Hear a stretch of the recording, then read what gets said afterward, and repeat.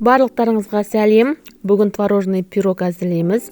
Жасалу жолы өте оңай. Видеоның соңына дейін қараңыздар.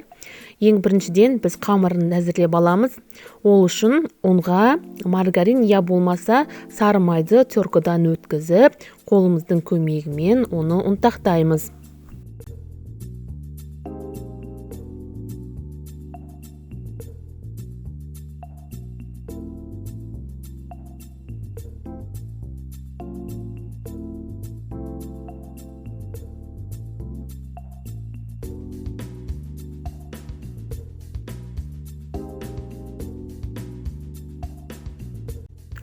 Ұн мен маргаринді жақсылап ұнтақтап алғаннан кейін бөлек ыдыста қант пен жұмыртқаны біріктіріп жақсылап араластырамыз.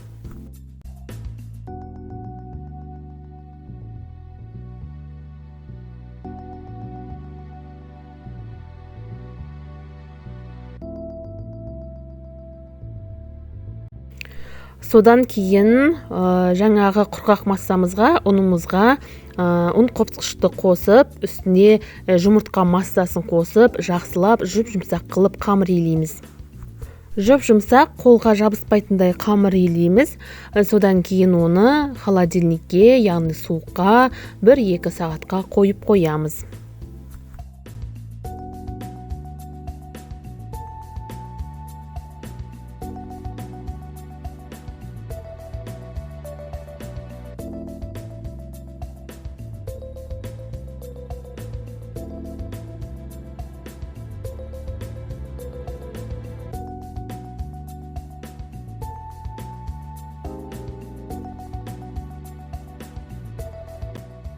Ал ендігі кезекте пирогымыздың салмасын әзірлейміз.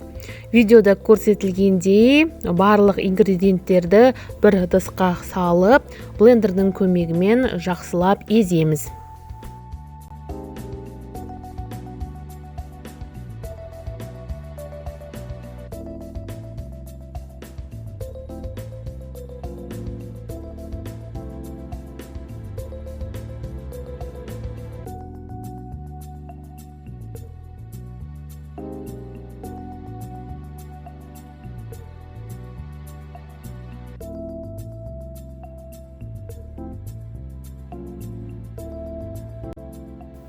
Енді қамырымызды холодильниктен алып, оны бірі кіші және үлкен 2 бөлікке бөліп аламыз.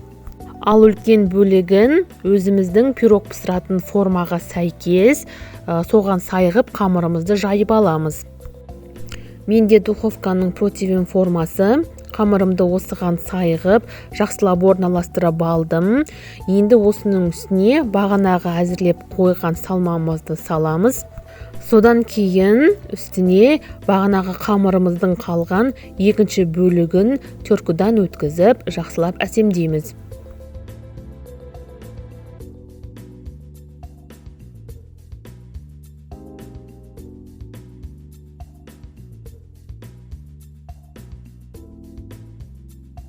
Енді осы пирогымызды алдын ала қызып тұрған духовкада дайын болғанша пісіреміз.